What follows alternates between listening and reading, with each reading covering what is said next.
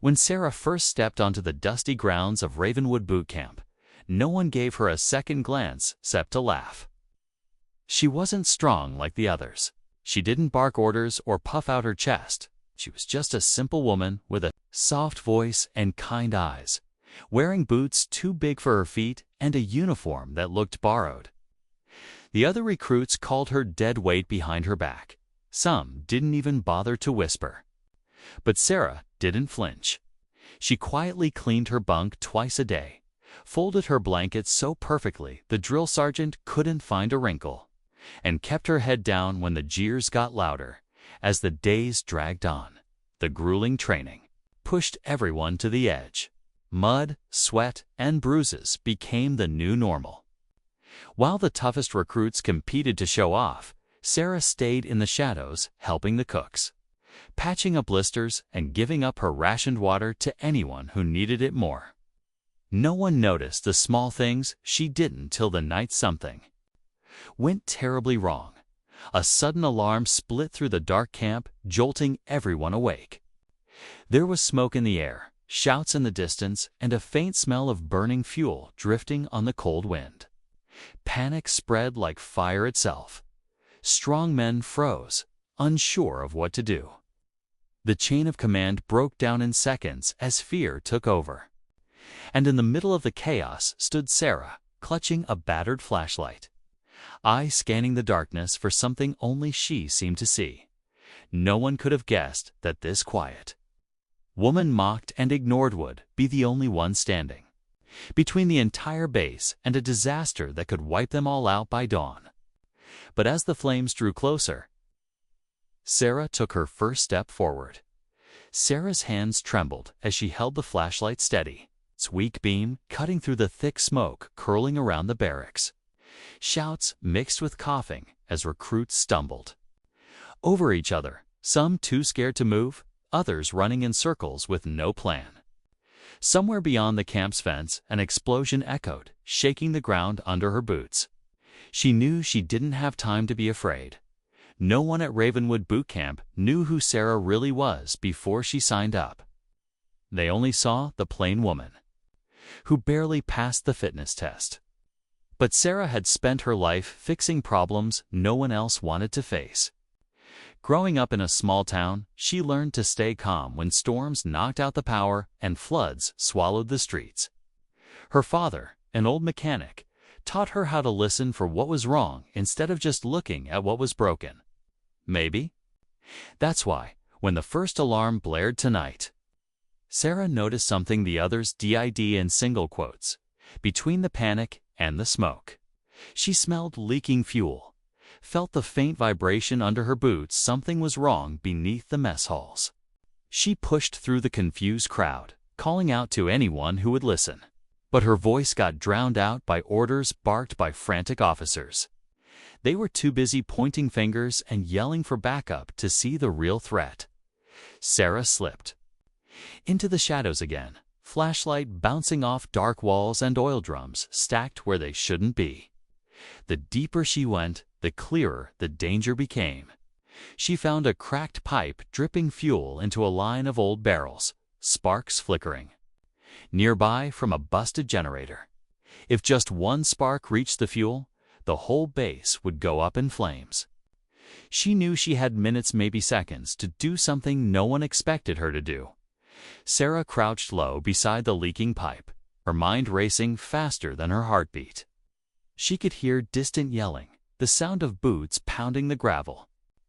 Above her head, somewhere up there, the commanding officers were probably barking the wrong orders, sending people in every direction except the one that mattered. No one knew the real danger was hidden under their feet, in the dark where no one thought to look, except Sarah. She remembered a map she'd seen in the mess hall weeks ago. It showed the old storage tunnels left over from when Ravenwood was just a supply depot during the war. Most of the recruits didn't even know those tunnels existed, but Sarah did. And now, deep underground, she realized someone had been using these tunnels to stash fuel illegally, maybe to sell it, maybe for something worse.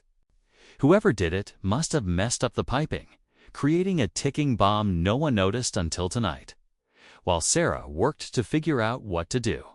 Up above, Private Jenkins was arguing with Sergeant Holt near the main gate. Jenkins was young and hungry to prove himself. He'd seen Sarah slip away into the dark, but didn't think much of it until now. He tried to tell Holt about the strange barrels he'd seen last week, but Holt brushed him off. Holt had always thought Jenkins was soft, too bookish to be a real soldier. Meanwhile, near the barracks, a group of recruits led by Diaz were forming a human chain to move water buckets. Trying to stop the smaller fires from spreading, they didn't. No, the real threat was growing bigger underground with every drop of leaking fuel down in the tunnels. Sarah could hear a low hiss as another valve gave way. She pressed her palm against the cold metal, whispering to herself that she had to hold on. Just long enough to figure out how to stop this disaster from swallowing. Ravenwood Hole. Sarah's fingers slipped on the greasy valve as she twisted it tighter, trying to slow the steady drip of fuel pooling at her boots. The small tunnel felt like it was shrinking around her, the smell of gasoline and burning wires thick in the air. She could hear shouts echoing down from above, someone yelling orders. Another voice crying for help, but down here, it was just her and the threat no one else could see, above ground. Private Jenkins finally broke away from Sergeant Holt, ignoring the older man's curses. He grabbed a battered radio and called for Diaz, his voice cracking as he told him about the fuel barrels, the tunnels, and the danger right under their feet. Diaz hesitated, glancing at the growing flames licking the edges of the barracks, torn. Between the fires he could see and the threat he couldn't, but something in Jenkins' voice convinced him. He grabbed two recruits and ran for the old supply shed where the tunnel entrance was hidden. Sarah's flashlight flickered. Threatening to die any second, she forced herself to stay calm. She traced the pipes with her hands, feeling for cracks. Loose bolts, anything she could tighten or patch with scraps she found on the dirty floor. Every clang of metal above her felt like a countdown. She knew if one more valve failed, the whole tunnel could blow. Far behind her, Diaz and Jenkins, finally, dropped into the tunnel, their footsteps echoing closer. But they didn't know exactly where Sarah was. The tunnels twisted like a maze, built decades ago and half collapsed in places. Sarah heard them calling her name, something she never thought she'd hear from men who once called her useless. But before she could answer, a spark snapped from the broken generator, landing too close to the spreading fuel. Sarah froze, watching the tiny ember dance on the slick ground. One spark, one breath too late, and Ravenwood Boot Camp would become a memory buried under ashdot. Sarah held her breath as the tiny spark sizzled out just inches from the dark puddle of fuel.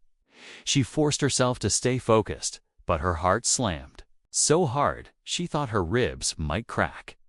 She needed to shut off the mainline nor the next spark wouldn't miss. She scanned the tunnel walls, remembering that the old shutoff valve was supposed to be near the storage tanks. She just didn't know if it still worked. Farther down the tunnel, Jenkins and Diaz stumbled through the darkness, their flashlights swinging wildly. Diaz shouted Sarah's name again, his voice hoarse. Jenkins stopped, noticing a faint flicker of light ahead, Sarah's dying flashlight. They ran faster, boots splashing through shallow pools of spilled fuel. But just as they were about to reach her, Diaz tripped over something metal. He cursed, bending down to see what it was, crate half buried under dust and old tarp. When he pried it open, his stomach turned cold. Inside were boxes of old detonators and wires, stuffed beside the leaking barrels. Jenkins leaned over his shoulder, eyes wide. This wasn't just an accident anymore. Someone had planned this. The fuel, the broken pipes, the hidden tunnels. Someone wanted Ravenwood Boot Camp to burn, and they'd left behind enough explosives to make sure it did. Jenkins knew they didn't have time to find out who. They barely had time to get out alive. Sarah, still crouched by the main valve, turned when she heard their panicked whispers. Jenkins yelled for her to move, but she shook her head. If she didn't shut off the main line now, none of them would get a chance to run. She tightened her grip on the rusted wheel and threw her weight against it. It wouldn't budge. Above them, another explosion rocked the ground, sending dust raining from the tunnel ceiling. Pipes rattled, and somewhere behind Sarah, a drip turned into a steady stream. She knew if she failed now, it wouldn't just be the camp that vanished in the fire. It would be everyone in it. Sarah's hands were raw as she strained against the rusted wheel. She could hear Jenkins shouting her name, telling her to leave it, to run, but she didn't dare loosen her grip. The hiss of leaking fuel was louder now, echoing through the tunnel like a warning she couldn't ignore. Diaz was tearing open crates, tossing aside tangled wires, looking for anything that might help. The old detonators rattled like bones in a grave dot above them. Another muffled blast shook the ground, sending a new crack snaking along the tunnel ceiling. A chunk of concrete fell, smashing beside Sarah's boots. Dust and grit clung to her sweaty face as she planted her feet, leaned into the valve, and pushed with everything she had left. For a second, nothing happened, then the metal